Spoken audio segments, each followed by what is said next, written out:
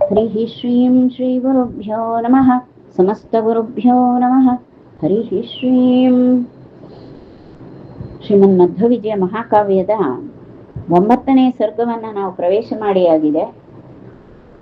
ಆಚಾರ್ಯ ಮಧ್ವರು ನಾರಾಯಣ ಮಹರ್ಷಿ ಹಾಗೂ ವೇದವ್ಯಾಸ ಮಹರ್ಷಿ ಹೀಗೆ ಎರಡು ಮಹರ್ಷಿ ರೂಪಗಳಿಂದ ಕಂಗೊಳಿಸ್ತಾ ಇದ್ದಂತಹ ಶ್ರೀಹರಿಯ ಅಪ್ಪಣೆಯ ಪ್ರಕಾರವಾಗಿ ಬ್ರಹ್ಮಸೂತ್ರ ಭಾಷ್ಯವನ್ನ ರಚನೆ ಮಾಡಿದರು ಅಂತ ಇದು ವಿಷಯ. ವೇದವ್ಯಾಸ ಕೃತವಾದಂತಹ ಬ್ರಹ್ಮಸೂತ್ರಗಳ ವ್ಯಾಖ್ಯಾನವನ್ನು, ಬ್ರಹ್ಮಸೂತ್ರಗಳಿಗೆ ಭಾಷ್ಯವನ್ನು ಆಚಾರ್ಯರು ರಚನೆ ಮಾಡಿದರು. ಇದು ಸರ್ವ ಸಜ್ಜನರಿಗೆ ಸರ್ವಶ್ರುತಿಗಳ ತಾತ್ಪರ್ಯವನ್ನು ಕೊಡುವಂಥದ್ದು. ಬ್ರಹ್ಮಸೂತ್ರಗಳು ಅವು ಸೂತ್ರ ಅಂದ್ರೆ ಕಡಿಮೆ ಮಾತು ಹೆಚ್ಚು ಅರ್ಥ ಅಂತ. ನಾವಾಡುವ ಮಾತಿಗೆ ವಿರುದ್ಧ. ನಾವು ಸುಮಾರು ಅರ್ಧ ಗಂಟೆ ಒಂದೇ ಸಮ ಮಾತಾಡಿ ಬಿಡ್ತೇವೆ ಅಂತ ಇಟ್ಕೊಳ್ಳಿ. ಸ್ವಲ್ಪ ಹರಟೆ ಪ್ರೀತಿಯಪ್ಪ, ಆರಾಮ್ನಲ್ಲಿ ಗಂಟೆಗಟ್ಟಲೆ ಮಾತಾಡೋದು, ಅರ್ಧ ಗಂಟೆ ಅಂತೂ ಬಿಡದೇ ಮಾತಾಡೋದು. ವಿಷಯ ಏನು ಅಂದ್ರೆ ಏನೂ ಇರುವುದಿಲ್ಲ, ಒಟ್ಟು ತಾತ್ಪರ್ಯ ಏನೂ ಇರುವುದಿಲ್ಲ. ಹೀಗೆ ಅರ್ಥ ಹಿಡೀಲಿಕ್ಕೆ ಸಾಧ್ಯ ಇಲ್ಲ. ಅರ್ಥವಿಲ್ಲದಂತಹ ಅಥವಾ ಇಂಥದೊಂದು ವಿಷಯ ತಿಳಿದ ಹಾಗಾಯ್ತು, ಒಂದು ಮಾಹಿತಿ ಸಿಕ್ಕಿತು ಎನ್ನುವಂತಹ ಏನೂ ಸಾರವಿಲ್ಲದಂತಹ ಬಹುವಾಕ್ಯಗಳು ಸಾಮಾನ್ಯ ಮನುಷ್ಯರದ್ದು. ಆದರೆ ಆಚಾರ್ಯ ಅನ್ನೋ ಹೆಸರಿಗೆ ಎಷ್ಟು ಮಹತ್ವ ನೋಡಿ. ಹಾಗೆ ಆಚಾರ್ಯರ ಮಾತು ಅಂದ್ರೆ ಅದು ಸಂಕ್ಷಿಪ್ತವಾದರೂ ಕೂಡ ಬಹುರ್ಥವನ್ನ ಕೊಡುವಂಥದ್ದು. ಆಚಾರ್ಯರಿಗೆ ಗುರುಗಳು ವೇದವ್ಯಾಸರು. ವೇದವ್ಯಾಸರ ರಚನೆ ವೇದಾಂತ ಸೂತ್ರಗಳು, ಉಪನಿಷತ್ ಸಾರರೂಪವಾದಂತಹ ಉಪನಿಷತ್ತುಗಳ ಸಾರರೂಪವಾದಂತಹ ಪುಟ್ಟ ಪುಟ್ಟ ವಾಕ್ಯಗಳು. ಸ್ಮೃತಿಶ್ಚ, ಇದು ಸೂತ್ರ. ಸ್ಮೃತಿಶ್ಚ, ಸ್ಮೃತಿ ಚ, ಎರಡೇ ಪದಗಳು. ಏನಿದೆ ಅದರಲ್ಲಿ ಸುಲಭವಾಗಿ ಹೋಗ್ತಾ ಇರ್ತದೆ. ಆದರೆ ಅದರ ಅರ್ಥ ಬಿಡಿಸ್ಲಿಕ್ಕೆ ಹೋದ್ರೆ ಬಹಳ ಉಂಟು. ಮೊದಲಿನ ಸೂತ್ರಗಳ ಅರ್ಥ ಕೊಂಡಿಯಾಗಿ ಬರಬೇಕು. ಮುಂದೆ ಏನು ಹೇಳಲಿಕ್ಕಿರ್ತಾರ ಆ ಸೂತ್ರದಲ್ಲಿಯೇ ಚೋ ಅನ್ನೋ ಶಬ್ದದಿಂದ ಮೊದಲಿನ ವಿಷಯಗಳೆಲ್ಲ ಎಳ್ಕೊಂಡು ಬರ್ತದೆ. ಆ ತಾತ್ಪರ್ಯ ಮತ್ತು ಸ್ಮೃತಿ ಅಂತ ಹೇಳಿದ್ರಲ್ಲ, ಅಲ್ಲಿ ಏನುಂಟು ಆ ಸ್ಮೃತಿ ಪ್ರಮಾಣಗಳು, ಸ್ಮೃತಿ ವಾಕ್ಯ ಪ್ರಮಾಣಗಳೆಲ್ಲ ಹೇಳಬೇಕು. ಹೀಗೆ ಒಂದು ದೊಡ್ಡ ಭಂಡಾರ ಅಡಗಿರ್ತದೆ. ಒಂದು ರೀತಿಯಲ್ಲಿ ಹೇಳಬೇಕು ಅಂದ್ರೆ ಸೂತ್ರಗಳು ಅಂದ್ರೆ ಬೀಗದ ಕೈ ಇದ್ದ ಹಾಗೆ. ಒಂದು ಮನೆ ಬೀಗದ ಕೈ ಸಿಕ್ಕಿದೆ ಅಂತ ಇಟ್ಕೊಳ್ಳಿ. ನಮ್ಗೆ ಬೀಗದ ಕೈ ಸಿಕ್ಕರೆ ಆ ಮನೆ ನಮ್ಮದು. ಯಾಕೆ? ಆ ಮನೆಗೆ ಹಾಕಿದಂತಹ ಕೀಲಿ ಕೈಯಿಂದ ಕೀಲಿಯನ್ನ ತೆಗೆದು ಬಿಡ್ತೇವೆ. ಒಳಗಿರುವುದೆಲ್ಲ ನಮಗೆ ವಶವಾಗಿ ಸಿಗ್ತದೆ, ಖಜಾನೆಯೇ ನಮಗೆ ಸಿಗ್ತದೆ. ಹಾಗೆ ಮಹಾ ಖಜಾನೆಯ ಬೀಗದ ಕೈಯಿನ ಹಾಗೆ ಒಂದು ಸಣ್ಣ ಬೀಗದ ಕೈ ಹೇಗೆ ಮಹಾ ಖಜಾನೆಯನ್ನೇ ಹೊಂದಲಿಕ್ಕೆ, ವಶಪಡಿಸಿಕೊಳ್ಳಲಿಕ್ಕೆ ಸಾಧ್ಯವೋ ಆ ರೀತಿ ಜ್ಞಾನ ಖಜಾನೆಯ ಬೀಗದ ಕೈಗಳ ಹಾಗೆ ಇರುವಂಥವು ಈ ಬ್ರಹ್ಮಸೂತ್ರಗಳು. ಅಂದ್ರೆ ಅಷ್ಟು ಸಂಕ್ಷಿಪ್ತವಾದ ಮಾತುಗಳು, ಕೆಲವೇ ಮಾತುಗಳು, ಅದರಲ್ಲಿ ಹಿರಿದಾದ ಅರ್ಥ, ಬಹುರ್ಥವನ್ನು ತುಂಬಿ ಇಡುವಂಥದ್ದು. ಇದು ವೇದವ್ಯಾಸರು ಈ ಸೂತ್ರ ರಚನೆಯಲ್ಲಿ ಹೀಗೆ. ಎಲ್ಲ ಶಾಸ್ತ್ರಗಳಲ್ಲೂ ಸೂತ್ರಗಳು ಉಂಟು.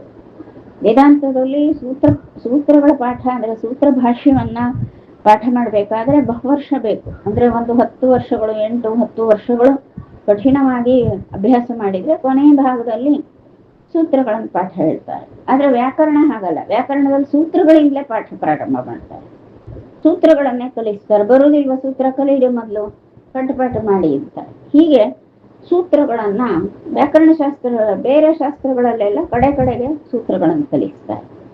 ಅಂದ್ರೆ ಸೂತ್ರ ಅಂದ್ರೆ ಇಷ್ಟು ಮಹತ್ವಪೂರ್ಣವಾಗಿರುವಂಥದ್ದು. ಎಲ್ಲ ಶಾಸ್ತ್ರಗಳಲ್ಲೂ ಅಷ್ಟೇ ಸಂಕ್ಷಿಪ್ತವಾಗಿ ಮಹದರ್ಥವನ್ನು ಬೋಧಿಸುವಂತಹ ಆ ಪದ ಸಮೂಹವೇ ಸೂತ್ರ ಆಗಿರ್ತದೆ. ಆದ್ರೆ ಸಮಗ್ರಾರ್ಥವನ್ನು ಕೊಡುತ್ತದೆ ಅಂತ ಅರ್ಥ.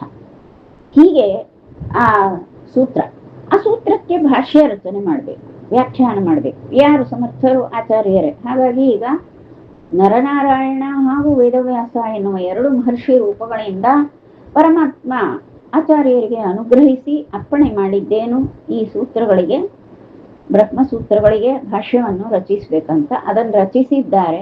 ಈ ಬ್ರಹ್ಮಸೂತ್ರ ಭಾಷ್ಯವು ಹೇಗೆ ಉಂಟು ಅಂತ ಅದರ ವರ್ಣನೆಯನ್ನ 5 ಶ್ಲೋಕಗಳಿಂದ ಇಲ್ಲಿ ಮಾಡ್ತಾರೆ. ನಾವೀಗ 2 ಶ್ಲೋಕಗಳನ್ನು ನೋಡಿದ್ದೇವೆ. ಸೂತ್ರ ಭಾಷ್ಯದ ವರ್ಣನೆ ಮಾಡುವಂತಹ 5 ಶ್ಲೋಕಗಳ ಒಂದು ಗುಚ್ಛ.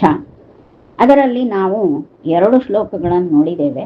ಒಮ್ಮೆ ಅದನ್ನು ಸ್ಮರಣೆ ಮಾಡ್ಕೊಂಡು ಮುಂದೆ ಹೋದ್ರೆ ಸ್ವಲ್ಪ ಸಮಗ್ರ ಅರ್ಥ ಸಿಗ್ತದೆ. ವ್ಯಾಸದೇವ ಹೃದಯ ತಿವಲ್ಲಭಂ ವಾಸುದೇವ ಮಗಣಯ್ಯ ಸದ್ಗುಣಂ ಸಧಯತ್ ಸಕಲ ದೋಷವರ್ಜಿತಂ ಜ್ಞಾನ ಭಕ್ತಿದಂ ಅನಂತ ಸೌಖ್ಯದಂ. ಇಲ್ಲಿ ಅಮ್ಮಮ್ಮ ಅಂತ ಹೇಳಿದಾರಲ್ಲ, ಅನ್ನು ಅಂತ ಅರ್ಥ. ಯಾವುದು ಆ ಥರ ಇರುವಂಥದ್ದು ಬ್ರಹ್ಮಸೂತ್ರ ಗಣ ಭಾಷ್ಯಂ ಅಂತ. ಈ ರೀತಿಯ ಲಕ್ಷಣಗಳನ್ನು ಇಲ್ಲಿ ಅಮ್ಮಂತ ಕೊನೆಗೆ ಬರುವಂತಹ ಪದಗಳು ಉಂಟಲ್ಲ, ಈ ಲಕ್ಷಣಗಳನ್ನು ಈ ವಿಶೇಷತೆಗಳನ್ನು ಹೊಂದಿರುವಂಥದ್ದು ಯಾವುದು? ಅದ್ಭುತಂ ಬ್ರಹ್ಮಸೂತ್ರ ಗಣ ಭಾಷ್ಯಂ. ಬ್ರಹ್ಮಸೂತ್ರಗಳ ಸಮೂಹಕ್ಕೆ ಆಚಾರ್ಯರು ರಚಿಸಿರುವಂತಹ ಭಾಷ್ಯವು ಅದ್ಭುತವಾಗಿ ಉಂಟು. ಆ ಭಾಷ್ಯ ಹೀಗೆ ಉಂಟು, ಈ ರೀತಿಯಾಗಿ ಉಂಟು. ಹೇಗೆ ಉಂಟು? ವ್ಯಾಸದೇವ ಹೃದಯ ಅತಿ ವಲ್ಲಭಂ. ವೇದವ್ಯಾಸ ದೇವರ ಹೃದಯಕ್ಕೆ ಬಹಳ ಪ್ರಿಯವಾದದ್ದು ಬ್ರಹ್ಮಸೂತ್ರಗಳೆಲ್ಲವೂ ಕೂಡ. ವೇದವ್ಯಾಸ ದೇವರ ಹೃದಯವೇ ಅದು ಅಂತ ಹೇಳಬೇಕು. ಅವರಿಗೆ ಅತಿ ವಲ್ಲಭಂ. ಆ ಬ್ರಹ್ಮಸೂತ್ರ ಭಾಷ್ಯ ಎನ್ನುವಂಥದ್ದು ಅದು ವೇದವ್ಯಾಸರ ಮನಸ್ಸಿಗೆ ಅತ್ಯಂತ ಪ್ರಿಯವಾದದ್ದು. ಅತಿವಲ್ಲಭಂ ಅಂದ್ರೆ ಅತಿ ಪ್ರಿಯವಾದದ್ದು. ವಾಸುದೇವಂ ಅಗಣಯ್ಯ ಸದ್ಗುಣಂ ಸಾಧಯತ್. ಮತ್ತು ವಾಸುದೇವನನ್ನು ಸಾಧಿಸ್ತದೆ. ಹೇಗೆ ಸಾಧಿಸ್ತದೆ? ಅಗಣಯ್ಯ ಸದ್ಗುಣಂ ವಾಸುದೇವಂ ಸಾಧಯತ್. ವಾಸುದೇವನಾಗಿರುವಂತಹ ಹರಿಯನ್ನು ಅವನು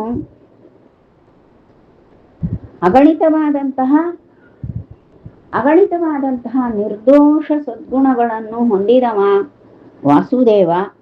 ಮತ್ತು ಸಕಲ ದೋಷ ವರ್ಜಿತನಾದವನು, ಲವಲೇಶವು ದೋಷ ಇಲ್ಲದವ ಅಂತ ಈ ರೀತಿಯಾಗಿ ಸಾಧನೆ ಮಾಡುವಂಥದ್ದು. ಜ್ಞಾನ ಭಕ್ತಿದಂ. ಯಾರು ಅಧ್ಯಯನ ಮಾಡ್ತಾರೋ ಅವ್ರಿಗೆ ಹರಿಜ್ಞಾನವನ್ನು ಕೊಡ್ತದೆ, ಭಕ್ತಿಯನ್ನು ಕೊಡ್ತದೆ. ಮತ್ತು ಅನಂತ ಸೌಖ್ಯದಂ, ಶಾಶ್ವತವಾದಂತಹ ಸುಖವನ್ನು ಕೊಡ್ತದೆ ಅಂದ್ರೆ ಮೋಕ್ಷವನ್ನೇ ಕೊಡ್ತದೆ ಅಂತ ಅರ್ಥ. ಮತ್ತೆ ಇಲ್ಲಿ ಇನ್ನೊಂದು ಅರ್ಥವನ್ನು ಹೇಳ್ಬೋದು. ಸಕಲ ದೋಷ ವರ್ಜಿತಂ ಅಂದ್ರೆ ಯಾವ ರೀತಿಯ ದೋಷವೂ ಇಲ್ಲದಂತಹ ಅತ್ಯುತ್ತಮವಾದಂತಹ ಭಾಷ್ಯ ಅಂದ್ರೆ ಅದು ಬ್ರಹ್ಮಸೂತ್ರ ಭಾಷ್ಯ ಅಂತ ಈ ಅರ್ಥ 2 ರೀತಿಗೂ ಹೇಳ್ಬೋದು. ವಾಸುದೇವ ಸಕಲ ದೋಷ ವರ್ಜಿತ ಅಂತಲೂ ಹೇಳ್ಬಹುದು. ಅಥವಾ ಆಚಾರ್ಯ ಮಧ್ವರು ರಚನೆ ಮಾಡಿರುವಂತಹ ಅದ್ಭುತವಾದಂತಹ ಬ್ರಹ್ಮಸೂತ್ರ ಭಾಷ್ಯವೂ ಸಹ ಸಕಲ ದೋಷ ವರ್ಜಿತಂ, ಎಲ್ಲ ದೋಷಗಳಿಂದ ಮುಕ್ತವಾದಂತಹ, ಯಾವ ದೋಷದ ಲವಲೇಶವೂ ಇಲ್ಲದಂಥದ್ದು ಅಂತ ಇದು ಅರ್ಥ. ಮತ್ತೆ ಈ ಭಾಷ್ಯ ಜ್ಞಾನವನ್ನು ಕೊಡ್ತದೆ, ಭಕ್ತಿಯನ್ನು ಕೊಡ್ತದೆ, ಅನಂತಕಾಲೀನವಾದಂತಹ ಶಾಶ್ವತ ಸೌಖ್ಯವನ್ನು ಕೊಡುವಂಥದ್ದು. ಹೀಗೆ ಅದರ ಅಭಿಪ್ರಾಯ. ಉಕ್ತಮುಕ್ತಮಧಿ ಅಭಿಧೇಯಮುತ್ತಮಂ ವೇದವಾಕ್ಯಮನುವಾದಯನ್ ಮುಹು ವ್ಯಂಜಯತ್ ಸ್ಮೃತಿವಚೋಭಿರಂಜಸ ತಸ್ಯ ಚಾರ್ಥಂ ಅತಿಯುಕ್ತಯುಕ್ತಿಮದ್ ಎನ್ನುವಂಥದ್ದು. ಹಾಗೆ ಇದರಲ್ಲಿ ಏನು ಅಂದರೆ ಈ ಭಾಷ್ಯದಲ್ಲಿ ಆಚಾರ್ಯರು ರಚನೆ ಮಾಡಿರುವಂತಹ ಸೂತ್ರ ಭಾಷ್ಯದಲ್ಲಿ ಬಹುಸಂಖ್ಯೆಯ ಶ್ರುತಿವಾಕ್ಯಗಳು, ಸ್ಮೃತಿವಾಕ್ಯಗಳೆಲ್ಲವೂ ಕೂಡ ಯುಕ್ತಿಯುಕ್ತವಾಗಿ ಬಂದಿದೆ.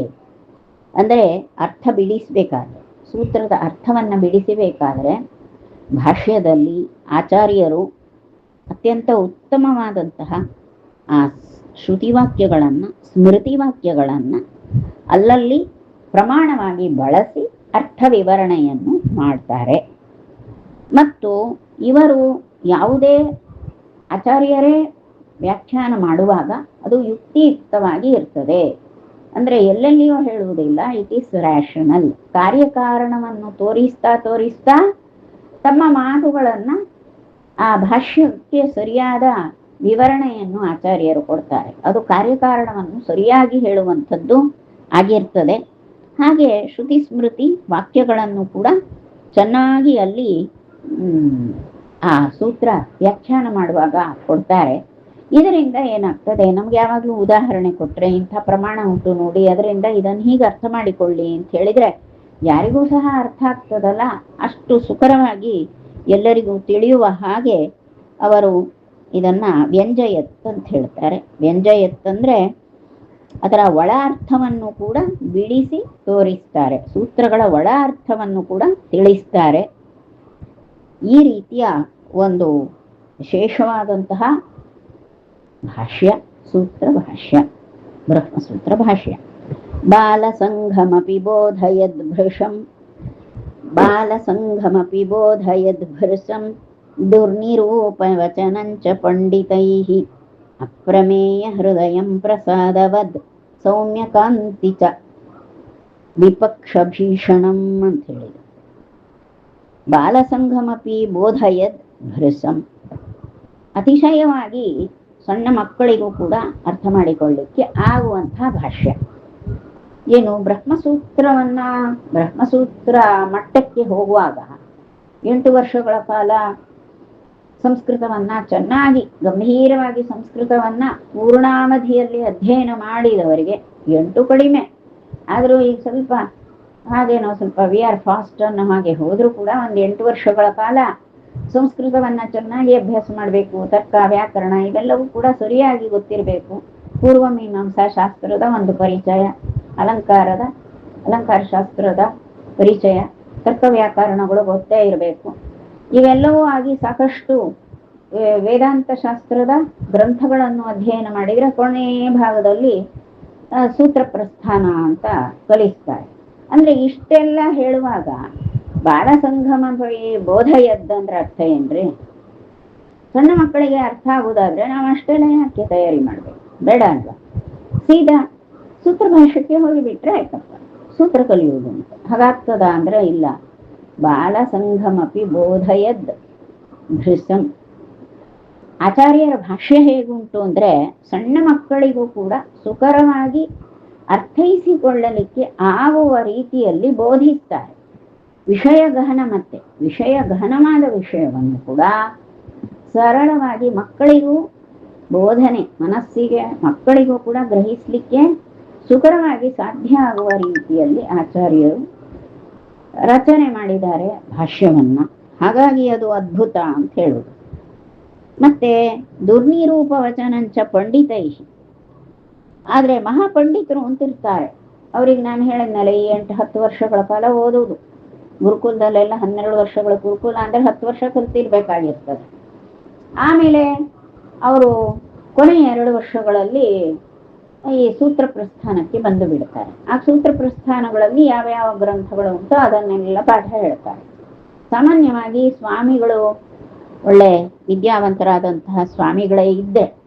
ಸ್ವಾಮಿಗಳು ಮತ್ತೆ ಅದನ್ನೆಲ್ಲ ಚೆನ್ನಾಗಿ ಅಧ್ಯಯನ ಮಾಡಿರ್ಬೇಕು. ಅವರು ಒಳ್ಳೆ ರೀತಿಯಲ್ಲಿ ಅಧ್ಯಯನ ಮಾಡಿ ಸಾಕಷ್ಟು ವರ್ಷ ಅವರು ಪಾಠವನ್ನು ಹೇಳುವವರಾದ್ರೆ ಆಗ ಕೊನೆ ಒಂದು 2 ವರ್ಷಗಳು, ಕೆಲವೊಮ್ಮೆ 3 ವರ್ಷಗಳು ಕೂಡ ವಿಸ್ತಾರವಾಗಿ ಪಾಠ ಮಾಡ್ತಾರೆ. ಹೀಗೆ ಸುಧಾ ಪಾಠ ಅಂತಾರಲ್ಲ, ಅದಲ್ಲಿ ಬರುವಂಥದ್ದು. ಹಾಗೆ ಮಾಡಿದವರಿಗೂ ಕೂಡ ಆಮೇಲೆ ಅವರನ್ನೊಂದು ಪಂಡಿತರು ಅಂತ ಹೇಳೋದು. ಆ ಪಂಡಿತರು ಅಂತ ಹೇಳ್ಕೊಳ್ಳುವಾಗ ದುರ್ನಿರೂಪ ವಚನ. ಆದ್ರೆ ಅವರಿಗಾದ್ರೂ ಕೂಡ ಏನಾದ್ರೂ ಇದನ್ನ ಮಾತಾಡಿಸ್ಲಿಕ್ಕೆ ಬರ್ತದ್ಯಾ? ಬರುವುದಿಲ್ಲಪ್ಪ. ಸೂತ್ರಗಳೆಲ್ಲ ಉಂಟಲ್ಲ, ಅದನ್ನೊಂದು ಸ್ವಲ್ಪ ಬಿಡಿಸಿ ಹೇಳ್ತೀರಾ? ನಮ್ಗೆ ಬ್ರಹ್ಮಸೂತ್ರಗಳನ್ನೆಲ್ಲ ಹೇಳ್ತೀರಾ? ಹೇಳಿ. ಯಾವ್ಯಾವ ಕ್ಲಾಸು ಪಾಠ ಮಾಡುವಾಗ ಬ್ರಹ್ಮಸೂತ್ರಗಳನ್ನ ಯಾಕೆ ಹೇಳಬಾರ್ದು? ಹೇಳಿ ಅಂತ ಯಾರಾದ್ರೂ ಕೇಳಿಬಿಟ್ರಪ್ಪ, ಹೇಳ್ಬೋದು, ತಪ್ಪಲ್ಲ. ಗ್ರಹಿಸುವವರಿಗೆ ಗ್ರಹಿಸುವ ರೀತಿಯಲ್ಲಿ ಹೇಳಲಿಕ್ಕೆ ಬರುವುದಿಲ್ಲ ಅಂತ. ಯಾಕೆ ಅಂದ್ರೆ ಅದರಲ್ಲಿ ಸಾಕಷ್ಟು ವಾದಗಳ ಜಟಿಲತೆ ಉಂಟು. ವಾದಗಳ ಜಟಿಲತೆಯನ್ನೆಲ್ಲ ಮೀರಿ ಸರಳವಾಗಿ ಅರ್ಥ ಮಾಡಿಸ್ತಾ ಇರುವ ಹಾಗೆ ಹೇಳಬೇಕು. ತಾವು ಮೊದಲು ಅರ್ಥ ಮಾಡಿಕೊಂಡು ಅದನ್ನು ಹೇಳುವುದು, ಜನರಿಗೆ ತಿಳಿಸಿಕೊಡುವುದು, ಅದೂ ಬೇಕು. ಇದೆಲ್ಲ ಸಾಧ್ಯವಾ? ಪಂಡಿತರು ಅಂತ ಹೇಳಿಕೊಳ್ಳುವವರಿಗೆ ಸಾಧ್ಯ ಇಲ್ಲ ಅಂತ ಹೇಳ್ತಾರೆ. ಪಂಡಿತರು ಅಂದ್ರೆ ಯಾವ ಪಂಡಿತರು? ನಾರಾಯಣ ಪಂಡಿತಾಚಾರ್ಯರ ಕಾಲದ ಪಂಡಿತರು, ಈಗಿನ ಜನ ಅಂತ. ಹಾಗಾಗಿ ದುರ್ನಿರೂಪ ವಚನಂಚ ಪಂಡಿತೈಹಿ, ಮಹಾಪಂಡಿತರು ಕೂಡ ಅರ್ಥ ಮಾಡಲಿಕ್ಕೆ ಆಗದಂತಹ ಮಾತಿನ ಶೈಲಿ ಇದೆ. ಮತ್ತು ಇದು ಹೇಗಿದೆ, ಅಪ್ರಮೇಯ ಹೃದಯ ಪ್ರಸಾದವತ್. ಪ್ರಸಾದವತ್ ಅಂದ್ರೆ ಯಾರಿಗೂ ಕೂಡ ತಿಳಿಸಬಹುದಾದ ರೀತಿ. ಪ್ರಸಾದವತ್ ಅಂದ್ರೆ ಯಾರಿಗೂ ಕೂಡ ಸಮೀಪಕ್ಕೆ ಬಂದು ಮನೋಹರವಾಗಿ ಅವರ ಮನಸ್ಸಿಗೆ ಅನುಗ್ರಹ ಮಾಡಿ ಹಿಡಿಸುವ ಹಾಗೆ ಇರುವಂತಹ ಸರಳವಾದ ಶೈಲಿ. ಸರಳವಾಗಿಯೇ ಇರ್ತದೆ, ಏನು ಶ್ರಮ ಇಲ್ಲ ಅನ್ನೋ ಹಾಗೆ ಕಾಣ್ತದೆ. ಆದರೆ ಅಪ್ರಮೇಯ ಹೃದಯ. ಆದರೆ ಆಚಾರ್ಯರ ಈ ಬ್ರಹ್ಮಸೂತ್ರ ಭಾಷ್ಯದ ಹೃದಯ ಅಂದ್ರೆ ತಾತ್ಪರ್ಯ ಏನುಂಟೋ ಅದು ಅಪ್ರಮೇಯವಾಗೇ ಇರ್ತದೆ. ಅಂದ್ರೆ ಸ್ವಚ್ಛವಾಗಿ, ಸ್ಪಷ್ಟವಾಗಿ, ಸಂಪೂರ್ಣವಾಗಿ ತಿಳಿಯಲಿಕ್ಕೆ ಆಗುವುದಿಲ್ಲ. ಅಂದ್ರೆ ಆಚಾರ್ಯರ ಭಾವ ಏನು, ಆಚಾರ್ಯರು ಭಾಷ್ಯದಲ್ಲಿ ಏನ್ ಹೇಳ್ತಾರೆ, ಆ ಭಾಷ್ಯ ಭಾವವನ್ನ ಗ್ರಹಿಸ್ಲಿಕ್ಕೆ, ಚೆನ್ನಾಗಿ ಗ್ರಹಿಸ್ಲಿಕ್ಕೆ ಆಗದು. ಅದರ ತಾತ್ಪರ್ಯ ಏನು, ಅಂತರಂಗ ಏನು, ಅದು ಹಿಡಿಯಲಿಕ್ಕೆ ಆಗುವುದಿಲ್ಲ. ಆದರೆ ಪ್ರಸಾದವು ಅತ್ಯಂತ ಸರಳವಾಗಿಯೂ ಸಮೀಪಕ್ಕೆ ಬರ್ತದೆ, ಮನಸ್ಸಿಗೆ ಏನೋ ಒಂದು ಬೋಧೆಯೂ ಆಗ್ತದೆ. ಸೌಮ್ಯ ಕಾಂತಿ ಚ ವಿಪಕ್ಷ ಭೀಷಣಂ, ಮತ್ತು ಬಹಳ ಸೌಮ್ಯವಾಗಿದೆ. ಸೌಮ್ಯ ಅಂದ್ರೆ ಸೌಮ್ಯ ಕಾಂತಿ ಅನ್ನೋ ಶಬ್ದ ಹಾಕ್ತಾರೆ. ಈಗಾಗಲೇ ನಾನು ಕಾಂತಿ, ತೇಜಸ್ಸು ಇತ್ಯಾದಿ ಶಬ್ದಗಳ ವಿಶೇಷವಾದ ಅರ್ಥವನ್ನ ಹೇಳಿದ್ದೆ. ಇಲ್ಲಿ ಸೌಮ್ಯ ಕಾಂತಿ ಅಂದ್ರೆ ಚಂದ್ರಕಾಂತಿ ಅಂತಲೇ ಅರ್ಥ. ಸೋಮ ಅಂದ್ರೆ ಚಂದ್ರ ಅಲ್ವಾ, ಸೌಮ್ಯ ಅಂದ್ರೆ ಚಂದ್ರ ಸಂಬಂಧಿಯಾದದ್ದು, ಸೋಮ ಸಂಬಂಧಿಯಾದದ್ದು ಸೌಮ್ಯ. ಆ ಸೌಮ್ಯ ಕಾಂತಿ ಅಂದ್ರೆ ಚಂದ್ರನ ತಿಳಿ ಬೆಳಕು ಇರ್ತದಲ್ಲ, ತಿಂಗಳ ಬೆಳಕು ಅಂದ್ರೆ ಬೆಳದಿಂಗಳಿನ ಕಾಂತಿಯಂತೆ ಇದೆ ಅದು. ಅಥವಾ ಕಾಂತಿ ಅಂದ್ರೆ ಇದು ಬೆಳಕಿನ ಬಗ್ಗೆ ಹೇಳೋದು. ಸೌಮ್ಯ ಕಾಂತಿ ಅಂದ್ರೆ ಬಹಳ ಸರಳವಾಗಿ, ಕಾಂತಿ ಅಂದ್ರೆ ಏನು, ತೇಜಸ್ಸು. ತೇಜಸ್ಸು ಅಂದ್ರೆ ಸಾಮರ್ಥ್ಯ ಅಂತ ಅರ್ಥ. ತೇಜಸ್ಸು ಅನ್ನೋ ಪದಕ್ಕೆ ಸಾಮರ್ಥ್ಯ ಅಂತ. ಧಾಮ್ನ ಸ್ವೇನ ಸದಾ ನಿರಸ್ತ ಕುಹಕಂ ಅಂತ ಹೇಳ್ತಾರೆ. ಧಾಮ್ನ ಸ್ವೇನ ಅಂದ್ರೆ ತನ್ನ ಧಾಮ ಅಂದ್ರೆ ಬೆಳಕು ಅಂತ ಅರ್ಥ. ತನ್ನ ಬೆಳಕಿನಿಂದ ತಿಳಿಸ್ತಾನೆ ಅಂತ ಅರ್ಥ. ಅಲ್ಲಿ ಸಾಮರ್ಥ್ಯದಿಂದ, ಸ್ವೇನ ಧಾಮ್ನ ಅಂದ್ರೆ ತನ್ನ ಸಾಮರ್ಥ್ಯದಿಂದಲೇ ಸೃಷ್ಟಿಯಾದಿ ವ್ಯಾಪಾರವನ್ನು ಪರಮಾತ್ಮ ನಡೆಸ್ತಾನೆ ಅಂತ ಭಾಗವತದ ಪ್ರಾರಂಭಕ್ಕೆ ಬರುವಂಥದ್ದು. ಇಲ್ಲಿ ಕೂಡ ಧಾಮ ಶಬ್ದದ ಅರ್ಥವೇ ಕಾಂತಿ ಅಂತ. ಸೌಮ್ಯ ಕಾಂತಿ ಅಂದ್ರೆ ಸೌಮ್ಯವಾಗಿ, ಸರಳವಾಗಿ, ಮೃದುವಾಗಿ ವಿಷಯಗಳನ್ನ ತಿಳಿಸುವಂತಹ ಸಾಮರ್ಥ್ಯಶಾಲಿಯಾದಂತಹ ಭಾಷ್ಯ ಇದು. ಆಯ್ತಾ, ಅಷ್ಟು ಸೌಮ್ಯವಾಗಿದೆ. ಸೌಮ್ಯವಾಗಿ ಸದ್ದಿಲ್ಲದೆ ಆರಾಮ್ನಲ್ಲಿ ಓದ್ಕೊಳ್ತಾ ಹೋದ ಹಾಗೂ ಅದರ ಅರ್ಥಗ್ರಹಣ ಆಗ್ತದೆ. ಅದು ಮೃದುವಾಗಿ ನಮ್ಮ ಮನಸ್ಸು ಮುಟ್ಟುವಂತಹ ಸಮರ್ಥತೆಯನ್ನು ಉಳ್ಳದ್ದು, ಸಾಮರ್ಥ್ಯ ಉಳ್ಳದ್ದು ಯಾವುದು, ಈ ಬ್ರಹ್ಮಸೂತ್ರ ಭಾಷ್ಯ. ಸರಿ, ವಿಪಕ್ಷ ಭೀಷಣ ಇಷ್ಟು ಸೌಮ್ಯವಾಗಿದೆ, ಆದ್ರೆ ಭೀಷಣ ಅಂದ್ರೆ ಹೆದರಿಸ್ತದೆಯಪ್ಪ. ಯಾರಿಗೆ? ವಿಪಕ್ಷ ಅಂತ. ಎದುರಾಳಿಗಳನ್ನು, ಎದುರು ವಾದ ಮಾಡಲಿಕ್ಕೆ, ಪ್ರತಿವಾದ ಮಾಡಲಿಕ್ಕೆ ಬರುವವರನ್ನ ಹೆದರಿಸುವಂಥದ್ದು ಈ ಮಧ್ವ ಭಾಷ್ಯ. ಯಾವುದು? ಸೂತ್ರ ಭಾಷ್ಯ. ಅಸ್ತದೂಷಣಮವಂಧ್ಯ ಭಾಷಣಂ ಲಕ್ಷಿತಂ ಸಕಲ ಲಕ್ಷಣೈ ಸಮಂ ಮನನೀಯಮಪಿ ನಾಕಿನಾಯಕೈಃ ರೂಪಮನ್ಯದಿವ ಧನ್ಯಮಾತ್ಮನಃ. ಇದು ಅಸ್ತದೂಷಣಂ, ಇದರಲ್ಲಿ ದೋಷವೇ ಇಲ್ಲರಿ. ನೀವು ಬ್ರಹ್ಮಸೂತ್ರಗಳಿಗೆ ಬಹಳ ಉಂಟು, 21 ಭಾಷ್ಯಗಳಿಗಾಗಲೇ ತಯಾರಾಗಿ ಹೋಗಿವೆ. ಆಚಾರ್ಯರ ಕಾಲಕ್ಕೆ 21 ಭಾಷ್ಯಗಳು ಉಂಟು. ಅಲ್ಲಿ 21 ಭಾಷ್ಯಗಳು ಬ್ರಹ್ಮಸೂತ್ರಗಳಿಗೆ ಇರುವಂಥವು ಹೌದು. ಆದರೆ ಇಲ್ಲಿ ಇದು ಈ ಮಧ್ವಭಾಷ್ಯ ಎನ್ನುವಂಥದ್ದು ಅಸ್ತದೂಷಣಂ, ಇದರಲ್ಲಿ ದೋಷವೇ ಇಲ್ಲ. ದೋಷವೇ ಇಲ್ಲದಂತಹ ನಿರ್ದೋಷವಾದಂತಹ ಭಾಷ್ಯ ಇದು. ಮತ್ತು ಅವಂಧ್ಯ ಭಾಷಣಂ, ಅದು ಬಹಳ ಅರ್ಥಗರ್ಭಿತವಾದಂತಹ ಭಾಷಣ, ಮಾತುಗಳನ್ನು ಉಳ್ಳದು. ಅವಂಧ್ಯ, ವಂಧ್ಯ ಅಂದ್ರೆ ಬಂಜೆ ಅಂತ ಅರ್ಥ. ಅಂದ್ರೆ ಬರಡು ಅಂತ. ಬರಡಲ್ಲ ಮಾತು, ಅರ್ಥಗರ್ಭಿತವಾಗಿ ಇರುವಂಥದ್ದು. ಅರ್ಥಗರ್ಭಿತವಾದಂತಹ ಮಾತುಗಳಿಂದ ತುಂಬಿರುವಂತಹ ಭಾಷ್ಯ. ಸಕಲ ಲಕ್ಷಣೈಹಿ ಲಕ್ಷಿತಂ, ಅತ್ಯುತ್ತಮವಾದಂತಹ ವ್ಯಾಖ್ಯಾನ. ಒಂದು ಭಾಷ್ಯವಾದದ್ದು ಯಾವ ಲಕ್ಷಣಗಳಿಂದ ಇರಬೇಕು ಅಂತ ನಿಯಮ ಉಂಟ, ಅದೇ ರೀತಿ ಎಲ್ಲ ಸುಲಕ್ಷಣಗಳಿಂದ ಪೂರ್ಣವಾದಂತಹ ಭಾಷ್ಯ ಇದು. ಸಮಗ್ರವಾಗಿದೆ. ಸಮಗ್ರಾರ್ಥವನ್ನು, ಸೂತ್ರಗಳ ಸಮಗ್ರಾರ್ಥವನ್ನು ಕೊಡುತ್ತದೆ. ಮಾನನೀಯಂ ಅಪಿ ನಾಕಿ ನಾಯಕೈಹಿ, ನಾಕಿ ನಾಯಕೈಹಿ ಅಪಿ ಅಂದ್ರೆ ನಾಕಿ ನಾಯಕರು ಅಂದ್ರೆ ಸ್ವರ್ಗವಾಸಿಗಳ ಅಧಿಪತಿಗಳಿಗೂ ಕೂಡ ಇದು ಬಹಳ ಮೆಚ್ಚು. ಅವರು ಕೂಡ ಮಾನ್ಯ ಮಾಡುವಂಥದ್ದು. ಅವರು ಕೂಡ ಇದನ್ನ ತಿಳಿಯಲಿಕ್ಕೆ, ಇದನ್ನ ಪ್ರಮಾಣವಾಗಿ ಇದನ್ನ ಸ್ವೀಕರಿಸಲಿಕ್ಕೆ ಅವರೆಲ್ಲ ಸಮ್ಮಾನಿಸುವಂತಹ ಭಾಷ್ಯ. ಸ್ವರ್ಗವಾಸಿಗಳಾದಂತಹ ದೇವತಾ ಜನರಲ್ಲಿ ದೇವೋತ್ತಮರಿದ್ದಾರಲ್ಲ, ಅಂತಹ ದೇವೋತ್ತಮರು ಕೂಡ ಸಮ್ಮಾನ ಮಾಡಿ ಪ್ರಮಾಣ ರೂಪವಾಗಿ ಇದನ್ನು ಸ್ವೀಕರಿಸುವಂಥದ್ದು ಅಂತಹ ಭಾಷ್ಯ. ಮತ್ತು ರೂಪಮನ್ಯದಿವ ಧನ್ಯಮಾತ್ಮನಃ ಅಂತ ಹೇಳಿದ್ರು. ಹೀಗೆ ಇದು ಬಹಳ ಉತ್ತಮವಾದಂತಹ, ಯಾರೂ ಕೂಡ ಇದನ್ನ ಧನ್ಯವಾಗಿ ಓದುವಂತಹ ಭಾಷ್ಯ ಇದು. ಹಾಗಾಗಿ ಇದು ಎಲ್ಲರಿಗೂ ಬೇಕಾದದ್ದು ಅಂತ ಹೇಳ್ತಾರೆ. ಆತ್ಮನಃ ಅನ್ಯದ್ ರೂಪಂ, ಆಚಾರ್ಯರದ್ದೇ ಮತ್ತೊಂದು ರೂಪವೇನು? ಧನ್ಯರಾದಂತಹ ಆಚಾರ್ಯರ ಪ್ರತಿರೂಪವಾಗಿ ಇರುವಂಥದ್ದು ಈ ಬ್ರಹ್ಮಸೂತ್ರ ಭಾಷ್ಯ. ಇಷ್ಟು ಹೇಳಿದ್ರು. ಏಕವಿಂಶತಿ ಕುಭಾಷ್ಯ ದೂಷಕಂ ಬ್ರಹ್ಮಸೂತ್ರ ಗಣ ಭಾಷ್ಯಮದ್ಭುತಂ ಅಪ್ಯದೂಷ್ಯ ಮತನೋದ್ ಅನಂತಧೀಹಿ ಭೂತಭಾವಿ ಭವದಾತ್ಮಭಿಃ ಕ್ವಚಿದ್.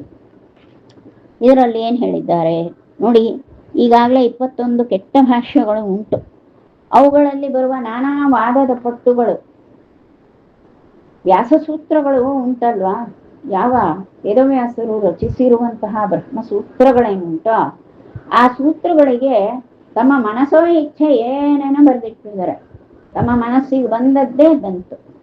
ಆ ಮನಸ್ಸ ಇಚ್ಛೆ ಬರೆದಿರುವಂತಹ ಏನೇನು ಭಾಷ್ಯಗಳುಂಟೋ ಅವು ಸೂತ್ರದ ಭಾವವನ್ನು ತೋರಿಸುವುದಿಲ್ಲ. ಸೂತ್ರ ಭಾವವನ್ನು ತೋರಿಸದ, ಒಂದು ಲೆಕ್ಕದಲ್ಲಿ ಸೂತ್ರಗಳ ಆಶಯಕ್ಕೆ ವಿರುದ್ಧವಾದಂತಹ ಯಾವುದನ್ನೋ ಏನನ್ನೋ ಹೇಳುವಂತಹ ಭಾಷ್ಯಗಳೆಲ್ಲ 21 ರೀತಿಯ ಭಾಷ್ಯಗಳು. ಅವೆಲ್ಲ ಭಾಷ್ಯಗಳನ್ನು ಕೂಡ ಖಂಡನೆ ಮಾಡಿದಂತಹ ಭಾಷ್ಯ ಇದೆ. ಹಾಗಾದ್ರೆ ಏನು ಖಂಡಿಸ್ಲಿಕ್ಕೆ, ಬಡದಾಡ್ಲಿಕ್ಕೆ ಹೋದ್ರೆ ಆಚಾರ್ಯರು ಅಂತ ಹಾಗಲ್ಲ. ಆಚಾರ್ಯರು ನೇರವಾದ ದಿಟ್ಟವಾದಂತಹ ಆ ಯಾವ ಸೂತ್ರಗಳ ಆಶಯವನ್ನ ಸರಿಯಾದ ರೀತಿಯಲ್ಲಿ ಯಥಾರ್ಥವಾಗಿ ಪ್ರಮಾಣ ಪುರಸ್ಸರವಾಗಿ ಭಾಷ್ಯ ರಚನೆ ಮಾಡಿದ್ರೋ ಅದರಿಂದಲೇ ಆ ವಾಕ್ಯಗಳಿಂದ ಏನು ಗೊತ್ತಾಗ್ತದೆ? ಉಳಿದ 21 ಭಾಷ್ಯಗಳು ಕೂಡ ಅವು ಅಸಾರ, ಅದು ಸ್ವೀಕರಿಸಬಾರದ್ದು ಅನ್ನೋದು ಸ್ಪಷ್ಟ ಆಗ್ತದೆ. ಹೀಗೆ ಇರುವಂತಹ ಭಾಷ್ಯ ಇದು.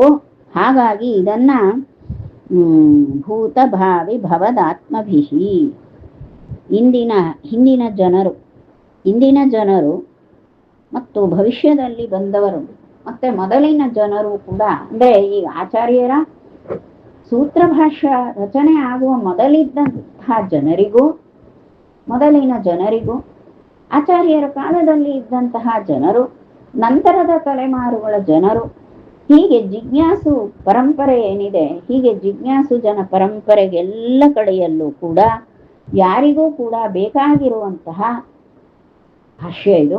ಯಾರು ಖಂಡಿಸಲು ಸಾಧ್ಯವಾಗದಂತಹ ಅತ್ಯದ್ಭುತವಾದಂತಹ ಭಾಷ್ಯವನ್ನು ಆಚಾರ್ಯರು ಬ್ರಹ್ಮಸೂತ್ರಗಳಿಗೆ ರಚನೆ ಮಾಡಿದರು ಅಂತ ಇಷ್ಟು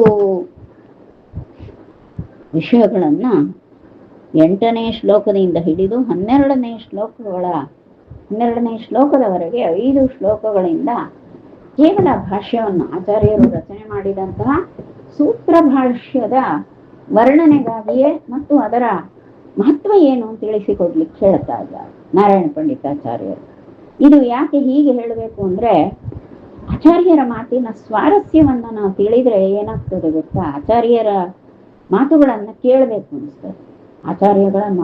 ಆಚಾರ್ಯರು ತಾವಾಗಿ ರಚನೆ ಮಾಡಿ ಹೇಳಿದಂತಹ ಸೂತ್ರ ಭಾಷ್ಯವೇ ಅಲ್ಲದೇ ಇದ್ರು ಕೂಡ ಬೇರೆ ಬೇರೆ ಗ್ರಂಥಗಳು ಆಗ್ಬೋದು, ಸೂತ್ರ ಭಾಷ್ಯವೂ ಆಗ್ಬೋದು. ಒಟ್ಟು ನಮಗೆ ಮಧ್ವವಚನ ಬೇಕು, ಮಧ್ವೋಪದೇಶವೇ ಬೇಕು ಅಂತ ನಾವು ಬಹಳ ಆಲೈಸಿ, ಬಹಳ ಆಸಕ್ತಿಯಿಂದ, ಶ್ರದ್ಧೆಯಿಂದ ಅಧ್ಯಯನ ಮಾಡಲಿಕ್ಕೆ ಇಂತಹ ಈ 5 ಶ್ಲೋಕಗಳು ಉಂಟಲ್ವಾ, ಇಂತಹ ಶ್ಲೋಕಗಳು ಬೇಕು. ನಮಗದು ಹೇಳದೇ ಇದ್ರೆ ಏನೋ ಆಚಾರ್ಯರು ಅಂತಿದ್ರು, ಏನೋ ಮಾಡಿದ್ರು ಬಿಡು ಅಂತ ಹೇಳಿ ನಮಗೂ ಅದಕ್ಕೂ ಸಂಬಂಧ ಇಲ್ಲದೆ ಇದ್ದ ಹಾಗೆ ಇರ್ತೇವೆ ನಾವು. ಹಾಗಲ್ಲ, ಎಲ್ಲರೂ ಕೂಡ ಈ ಬ್ರಹ್ಮಸೂತ್ರಗಳ ಅಧ್ಯಯನ ಮಾಡಬೇಕಾದವರು. ಅಷ್ಟು ಸಾರ ಉಂಟು ಅದರಲ್ಲಿ. ಅಸಾರವಾದಂತಹ ಭಾಷ್ಯಗಳನ್ನೆಲ್ಲ ಅದನ್ನೆಲ್ಲ ದೂರೀಕರಿಸುವಂತಹ ಸರಿಯಾದ ಜ್ಞಾನ ಭಕ್ತಿ ಮತ್ತು ಜ್ಞಾನ ಭಕ್ತಿಗಳ ಫಲರೂಪವಾದಂತಹ ಪರಮಾತ್ಮನ ಪ್ರಸಾದ, ಆ ಹರಿಪ್ರಸಾದದಿಂದ ದೊರಕುವಂತಹ ಶಾಶ್ವತ ಆನಂದಾನುಭವದ ಒಂದು ಫಲ ಎಲ್ಲವನ್ನೂ ಕೊಡುವಂಥದ್ದೇ ಈ ಸೂತ್ರ ಭಾಷ್ಯ ಅಂತ ಇಷ್ಟು ವಿಷಯವನ್ನ ಇಲ್ಲಿ ನಮ್ಗೆ ಆಚಾರ್ಯರ ಮಹತ್ವವನ್ನ ನಾರಾಯಣ ಪಂಡಿತಾಚಾರ್ಯರು ವರ್ಣಿಸಿ ತಿಳಿಸ್ತಾರೆ. ಇಲ್ಲಿಗೆ 12 ಶ್ಲೋಕಗಳು ಪೂರೈಸಿವೆ. ಬ್ರಹ್ಮಾರ್ಪಣ ಮಸ್ತು.